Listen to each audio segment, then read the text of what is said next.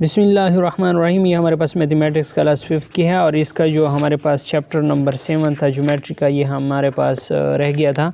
उसकी सॉल्यूशन आज से हम स्टार्ट करने जा रहे हैं। और ये हमारे पास है draw a right angle using cardboard and compare it with the given angles to accurately indicate the types of angles.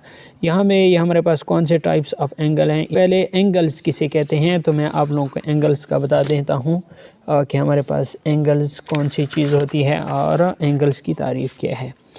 यहाँ पे देखें, ये कहता है an angle is geometric figure form by two rays. हमारे पास एंगल ज्योमेट्रिकल फिगर होते हैं जो कि दो रेज से मिलके बनती है और उन रेज को क्या कहते हैं, कॉल्ड द साइड्स और आर्म्स ऑफ द एंगल। उस जो दो साइड्स होते हैं उसको कहते हैं, साइड्स कहते हैं या आर्म्स ऑफ द एंगल कहते हैं। ये ब्रैकेट में बंद है, ठीक है। ये रेज जो हैं उनको ये कहा जाता है। That share a common end point known as the vertex, जो कि इनका कॉमन एंड पॉइंट होता है उसको क्या कहते हैं, वर्टेक्स कहते हैं। अभी मैं आप लोगों को बता भी देता हूँ।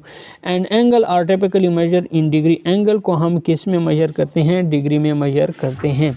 यहाँ पे अगर आप देखें, ये हमारे पास दिया गया है एंगल, ठीक है।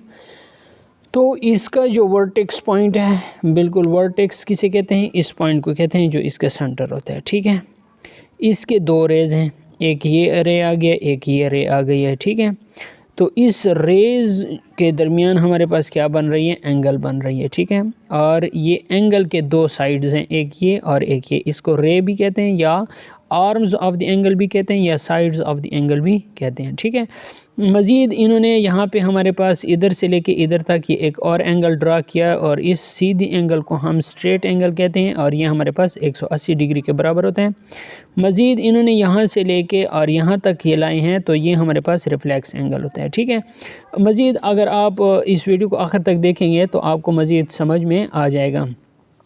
सबसे पहले यह कहता है कि एंगल ए ओ बी बराबर है 180 डिग्री के। ये जो एंगल है ये हमारे पास 180 डिग्री के बराबर होते हैं। This is a straight angle, तो इसको क्या कहते हैं, स्ट्रेट एंगल कहते हैं। तो मैं अभी आपको प्रोट्रैक्टर का यूज़ भी बताऊंगा। अगर आप इस वीडियो को आखिर तक देखेंगे तो इंशाल्लाह आपको इससे फ़ायदा होगा।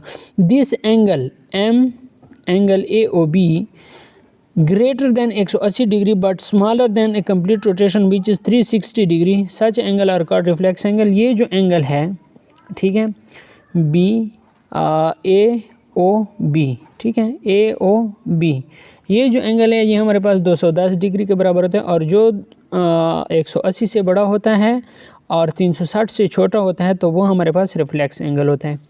मैं अभी आपको इसके टाइप्स का भी बता देता हूँ और ये इधर किताब में भी बताया गया है कि the standard unit of measuring angle is degree written as, इसको इस तरह हम लिखते हैं डिग्री को। तो सबसे पहले यहाँ पे देखें, ये हमारे पास कौन सा एंगल है, बिल्कुल एक इधर पॉइंट है और एक इधर लाइन है। तो इसको प्रोट्रैक्टर का इस्तेमाल करते हुए मैं आपको बता दूंगा।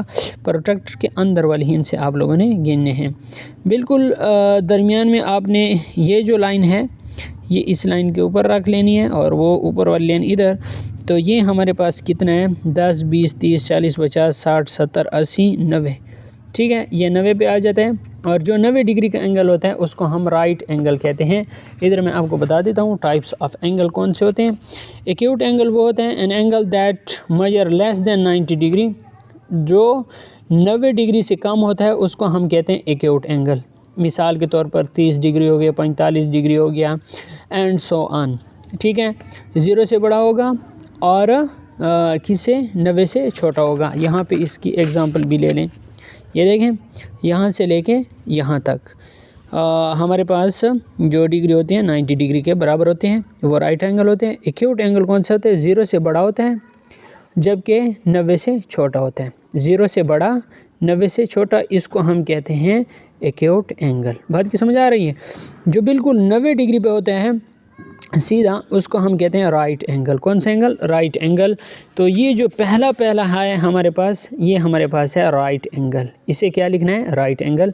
इसके बाद ये जो दूसरा है, ये बिल्कुल यहाँ पे जो सीधी लाइन होती है वो तो 180 डिग्री का होता है और उसे कहते हैं स्ट्रेट एंगल।